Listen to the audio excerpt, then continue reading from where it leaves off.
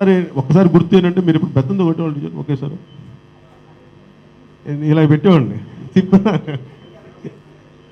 లేదు ఇలా పెట్టి కొట్టేవాళ్ళు ఇప్పుడన్నా. సో నాకు ఇవన్నీ చాలా ఆనందం కలిగించినాయి ఇవన్నీ.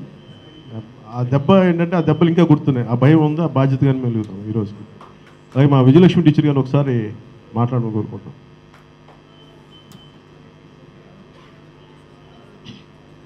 సభకు నమస్కారము. ముఖ్యంగా చెప్పాలంటే ఇంత ఉన్నతమైన భావాలు గల పవన్ కళ్యాణ్ నాకు స్టూడెంట్ నాకు చాలా గర్విస్తున్నాను. నేను చాలా గర్వంగా ఉంది నాకు మా స్టూడెంట్ ఇంత గొప్ప ఏదంటే ఆ సినిమాలు చూసిన అన్నింటిలో మంచి మంచి సందేశం కూడా మంచి సందేశం ఉంది.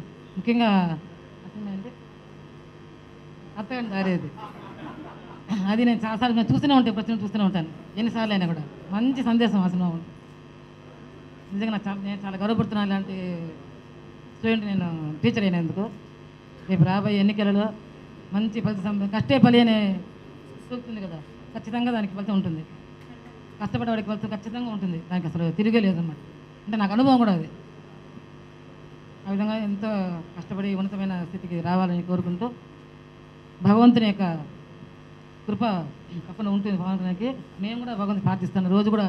ఇంకా మీదట కాలం నాకు అది ఐడియా లేదు, ఇక ఈ రోజు నుంచి కూడా నేను రోజు దేవాలయం పోతుంటాను, శివాలయానికి. మా ఇల్లు మూలపేట కదా, మూలపేట. తప్పకుండా రోజు నేను ప్రార్థిస్తాను తను గెలవాలని. రాష్ట్ర ముఖ్యమంత్రిగా కానీ కాదు, ఇంకా కూడా ఎదగాలని కోరుకుంటూ ఎదుగుతాడు కూడా, ఎదగాలి, ఎదుగుతాడు. ఇదే నా కోరిక.